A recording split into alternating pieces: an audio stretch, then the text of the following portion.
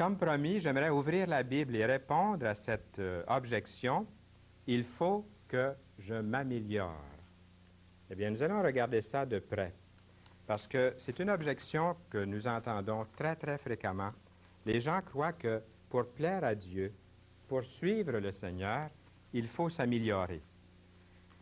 Moi, je pense très, très souvent, et je ne pense pas exagérer en vous disant ça, c'est que si on demandait aux gens d'escalader le mont Everest pour avoir la vie éternelle, pour s'assurer une place agréable dans l'au-delà, dans la vie qui vient immédiatement après cette vie, je pense qu'il y aurait demain une foule de gens qui seraient rendus au Tibet et qui seraient prêts à escalader le mont Everest parce que ce serait le moyen d'aller au ciel.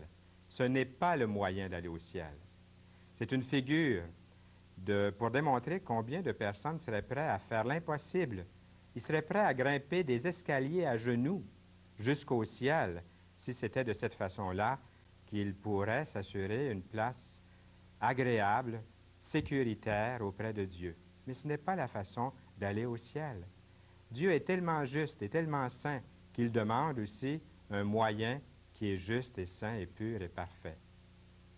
Et c'est là que le message devient une bonne nouvelle. Nous allons en parler dans quelques instants. Aux yeux de Dieu, vous ne pourrez jamais vous rendre meilleur que vous l'êtes en ce moment.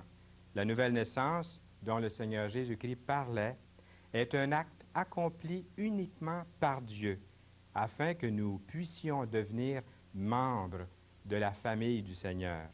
L'apôtre Paul, dans les Écritures, désirait passionnément s'améliorer. Lisez les Actes des apôtres et vous allez voir que l'apôtre Paul voulait vraiment s'améliorer. Il était passé par toutes les écoles, mais un jour il fut obligé de se mettre à genoux et de confesser Jésus-Christ comme son sauveur personnel. À supposer que vous vous donniez 5 ans pour vous améliorer et qu'ensuite vous veniez me voir après 5 ans. Pendant les 5 ans, là, vous avez travaillé dur, vous avez essayé de vous améliorer. Et là, vous venez me voir au bout de 5 ans. Eh bien, au bout de ces 5 ans, il vous faudrait faire ce que je vous demande de faire maintenant. C'est-à-dire vous repentir, changer de comportement. La Bible appelle ça la conversion à Jésus-Christ, afin que vos péchés soient effacés. Il n'y a pas d'autre moyen que celui-là, d'après les Écritures. J'aimerais souligner certaines vérités. Premièrement, il est important, d'après la parole de Dieu, de se reconnaître pécheur et perdu devant Dieu. Et j'aimerais ouvrir la Bible. Elle est déjà ouverte devant vous ici. Vous avez la grosse Bible d'ouverte dans l'Évangile de Luc, le chapitre 15, et je vais commencer à lire ici au verset 18. C'est le Fils prodigue qui parle. Il dit, « Je me lèverai, j'irai vers mon Père, et je lui dirai, mon Père, j'ai péché contre le ciel et contre toi. Je ne suis plus digne d'être appelé ton fils. Traite-moi comme l'un de tes mercenaires. » Nous lisons ici en haut, au verset 20, « Il se leva et alla vers son Père. » C'est une action tellement importante. Il a agi sur cette décision qu'il avait prise. Comme il était encore loin, son Père le vit et fut ému de compassion. Je demande à Dieu, en vous parlant en cet instant, que le Saint-Esprit vous touche par sa parole. Nous sommes en train de lire la parole de Dieu et que Dieu puisse vous toucher par cette histoire. Le Fils prodigue, il courut se jeter à son cou. C'est-à-dire que, oui, le Fils prodigue court et puis se jette au cou de son Père et le baisa. Le Fils lui dit, « Mon Père, j'ai péché contre le ciel et contre toi. » Vous voyez, je relis ceci parce que je pense que j'ai fait une petite erreur ici. Comme il était encore loin, son Père le vit et fut ému de compassion et il courut se jeter à son cou. C'est-à-dire que le Père court vers son Fils et saute au cou de son Fils et le baise. Le Fils lui dit, « Mon Père, j'ai péché contre le ciel et contre toi. Je ne suis plus digne d'être appelé ton Fils. » Mais le Père dit à ses serviteurs, « apportez vite la plus belle robe ou le plus bel habit, et l'enrevêtez, mettez-lui un anneau au doigt et des souliers aux pieds, amenez le veau gras et tuez-le. Mangeons et réjouissons-nous, car mon fils que voici était mort, il est revenu à la vie. Il était perdu et il est retrouvé. Il est important de se reconnaître pécheur et perdu devant Dieu. Le Fils prodigue, une histoire que nous connaissons bien, nous démontre qu'il est important d'avouer à Dieu, « Mon Père, j'ai péché contre le ciel et contre toi. » J'ai un jour entendu l'histoire de l'artiste qui avait rencontré un clochard dans la rue.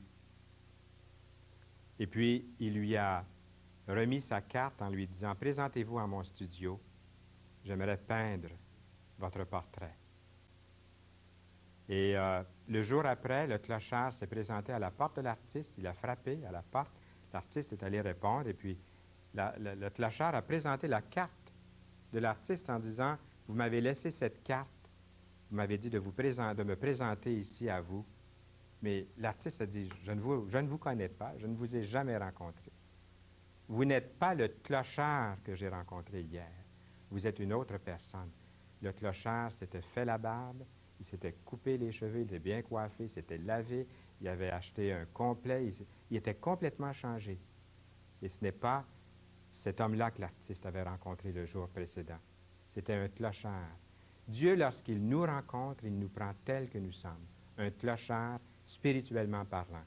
On n'a pas à se transformer nous-mêmes.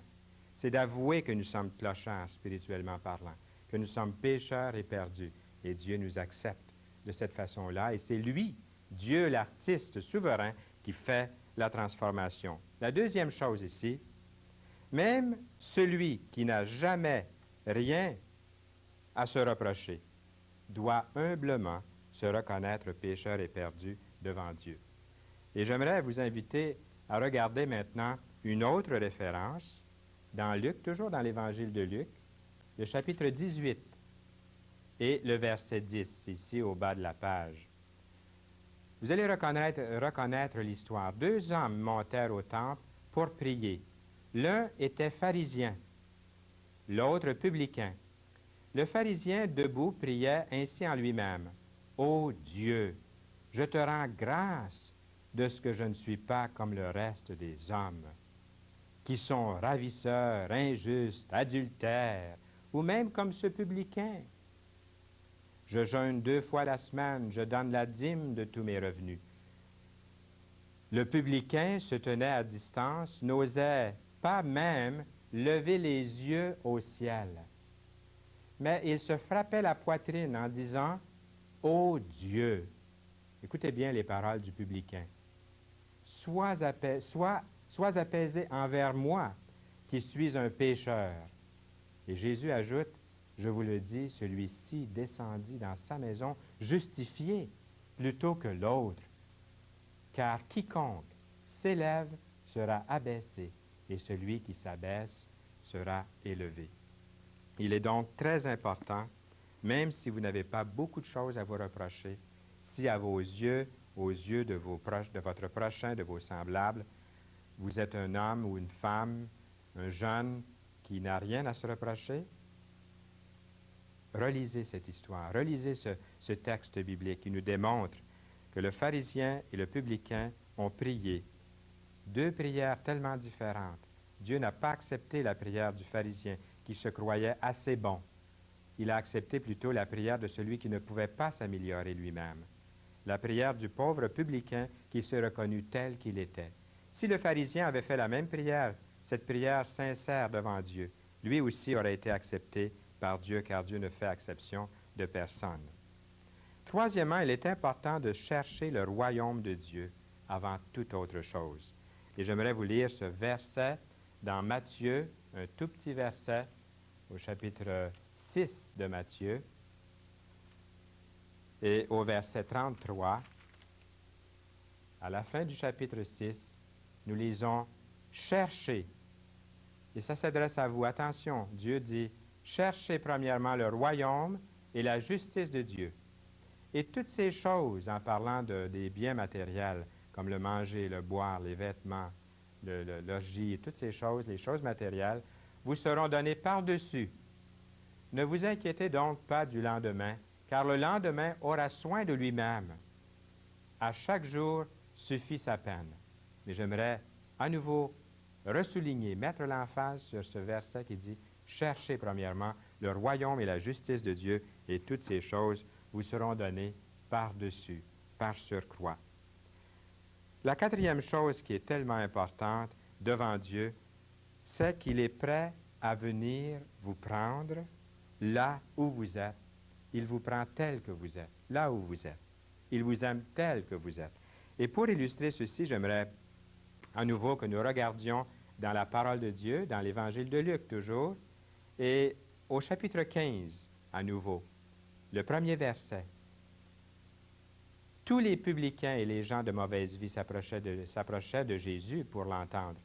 Et les pharisiens et les scribes murmuraient, disant, « Cet homme accueille des gens de mauvaise vie et mange avec eux. » Mais il leur dit cette parabole. « Quel homme d'entre vous, s'il a 100 brebis et qu'il en perd une, ne laisse les 99 autres dans le désert pour aller après celle qui est perdue?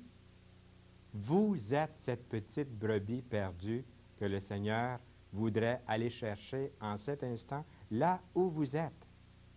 Vous n'êtes pas une brebis que le Seigneur méprise, il vous aime. Il y a autre chose à votre vie. Votre vie peut être une vie de solitude, une vie remplie de difficultés, de problèmes. Dieu vous aime et désire vous prendre tel que vous êtes. Il dit qu'il est allé chercher cette petite brebis perdue jusqu'à ce qu'il la retrouve. Lorsqu'il l'a retrouvée, il la met avec joie sur ses épaules. Et de retour à la maison, il appelle ses amis et ses voisins. Il leur dit, « Réjouissez-vous avec moi, car j'ai retrouvé ma brebis qui était perdue. » Êtes-vous cette brebis que cherche le bon berger, le Seigneur? Vous êtes sûrement cette brebis, probablement cette brebis que Dieu cherche depuis longtemps. Est-ce que vous êtes prêt à avouer que vous êtes cette brebis perdue, par exemple? Ça, c'est important. De même, je vous le dis, dit le Seigneur, il y aura plus de joie dans le ciel pour un seul pécheur qui se repent que pour 99 justes qui n'ont pas besoin de repentance. Une autre chose qui est importante de réaliser, c'est que Dieu seul peut vous sauver. Autrefois, on disait « hors de la religion, point de salut ». Eh bien, c'est hors de Dieu, c'est hors de Jésus-Christ qu'il n'y a point de salut. Ce n'est pas une religion, ce n'est pas un système, ce n'est pas une secte, mais c'est vraiment une personne qui peut sauver. Nous allons aller voir dans l'Ancien Testament pour ça, dans le livre d'Ésaïe, au chapitre 45 et le verset 22. C'est tout au bas de la page ici. Je ne sais pas si on pourra voir clairement ce verset. Il est écrit « Tournez-vous vers moi ». C'est l'Éternel qui parle ici. Il dit « Tournez-vous vers moi et vous serez sauvés ». Et regardons maintenant au haut de la page. « Vous tous qui êtes aux extrémités de la terre, car je suis Dieu et il n'y en a point d'autre. » Ce n'est pas Ferdinand Saint-Louis qui invente ces paroles. C'est écrit devant vous, noir sur blanc. C'est la parole de Dieu. Tournez-vous vers moi, dit le Seigneur. Et en cet instant, je vous invite aussi à vous tourner vers lui. Pourquoi? Pour quelle raison? Et vous serez sauvés. C'est là, tout est là, jusqu'aux extrémités de la terre, qui nous indique que même ici, nous pouvons crier vers Dieu, nous pouvons nous tourner vers lui. Il nous entend, il nous reçoit, il nous prend tels que nous sommes. La brebis perdue, pourvu que la brebis est prête à avouer qu'elle a besoin d'un berger, d'un sauveur. Il est important de reconnaître le Seigneur Jésus-Christ comme Sauveur et Seigneur. En lui habite corporellement toute la plénitude de la divinité. Ça veut dire ça qu'en Jésus-Christ, Dieu était là. C'est Dieu, le Fils de Dieu et Dieu fait homme, incarné. Nous avons un passage dans Colossiens, c'est l'épître de Paul aux Colossiens, que nous allons voir maintenant. Et au chapitre 2, versets 9 et 10, juste ici, « Car en lui, c'est-à-dire en Jésus-Christ, habite corporellement toute la plénitude de la divinité. Vous avez tout pleinement en lui, qui est le chef et toute domination et de toute autorité. C'est vraiment en Jésus-Christ que vous pouvez avoir le salut. Ne vous confiez pas dans les autres choses, un homme, une religion, une secte, une philosophie. Allez directement à Dieu par le Seigneur Jésus-Christ. Et finalement, vous considérez-vous comme juste et pécheur. Ça peut vous paraître une répétition, mais ça n'en est pas une, puisque nous avons un texte ici. C'est Matthieu 9, et j'aimerais terminer avec ce verset. Nous lisons « Apprenez », c'est-à-dire allez et apprenez ce que signifie « Je prends plaisir à la miséricorde et non au sacrifice ». Vous avez bien entendu, le Seigneur dit qu'il ne prend pas plaisir au sacrifice, mais plutôt à la miséricorde. Il dit, car je ne suis pas venu appeler des justes, mais des pécheurs. Quel sera votre choix, cher ami? Qu'avez-vous décidé aujourd'hui? Qu'allez-vous décider maintenant durant ces instants qui sont devant vous?